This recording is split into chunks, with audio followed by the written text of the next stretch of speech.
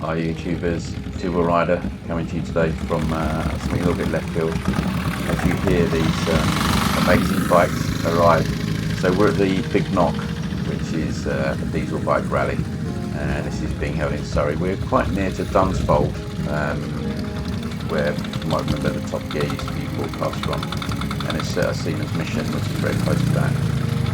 And yeah, as you hear the Shawnee bikes arrive, I thought it'd be interesting to have a little talk about diesel bikes and what the appeal is still, and these are still being made. So without further ado, let's have a quick chat about these. So anybody that has any knowledge of diesel bikes, motorbikes in the UK, will probably recognise this, because this is essentially the Enfield Bullet. And Enfield did actually make diesel motorbikes commercially for a period, but due to emissions and that sort of thing, they dropped them. But they were made between in the 80s to the 90s, and they ended up with the Centaurus, which this one is, and then the Taurus before that. The engine is just, or was originally just an industrial diesel engine, small enough to fit into a bike.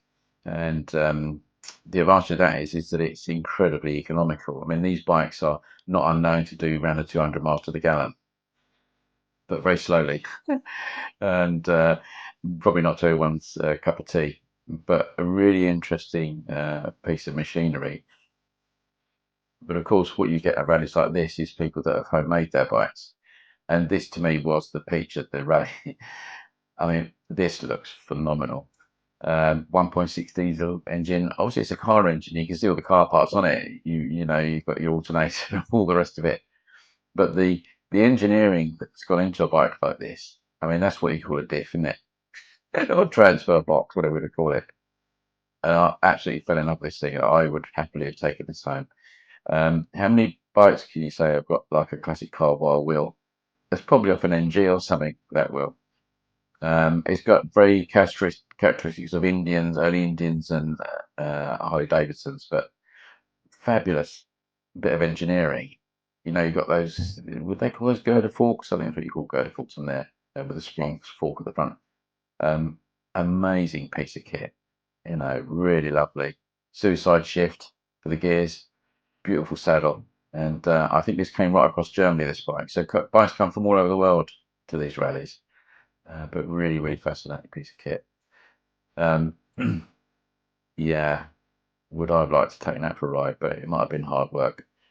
But this is sort of stuff that you'll find at these rallies, you know, and it's that thing that brings out that great home engineering of motorcyclists, isn't it? They really love this sort of stuff. But these bikes tended to fall into two camps. They were either covered in diesel everywhere, or they were pristine.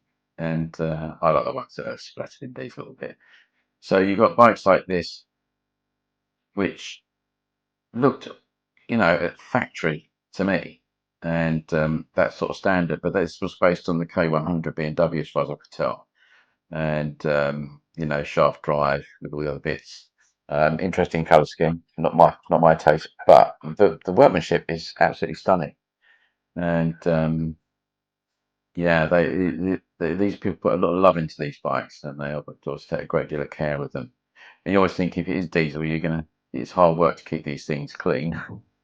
But again, this is a bike that's travelled across Europe to get to this rally, and probably very many happy miles, um, pop along to get to here. This was a three-cylinder. You know, I think it was a Mercedes engine in here. Might have even been smart car engine.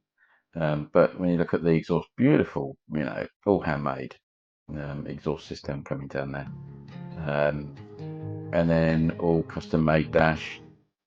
Um, I like the speedo and the headlights, very much sort of Enfield, isn't it? But phenomenal workmanship in bikes like this. But they're one-offs, and and you value something like this. It's the values to the original maker, isn't it? Really, which is fantastic. Some of these bikes are real Frankensteins. This is Heart Triumph, and I can't work out what this engine was in here, but it had a bit of everything. I think it was Triumph Trophy, uh, and some. weird diesel engine, sort of cross Land Rover something. You had an intercooler on here. Um, that's always issue. The engines don't quite fit. But if you can get it to work and it bolts in there and it's not going to fall out, I mean, why worry about it? It's still going to be good fun, isn't it? And I suppose the advantage is you can get to all the components. It's not a problem, to repair unless you've got to take the engine out. But as long as you can get to the injectors and stuff like that, it'll be reliable. If it's all up and done well, it should be a really, really reliable unit. Because it's not doing a lot of work, is it, to pull a quarter of a ton motorbike around. So this was one of the other few commercially made diesel bikes by Kawasaki of all people, the KLR 650. Again, it's another bike that has an odd reputation. It's either good or bad, and I think they're quite hard to work on. But I think when you get a good one, they are good, and they will do again rocket ship miles on a gallon of fuel. But made for the military, or certainly utilised by the military in the States. There's quite a few of these you find in America, but they're a very hard to find bike, but very popular. We've got another K100 conversion here. I think they were using these little Mercedes 3 cylinders out of smart cars in these, because I recognise some of the components. I think this was one of those.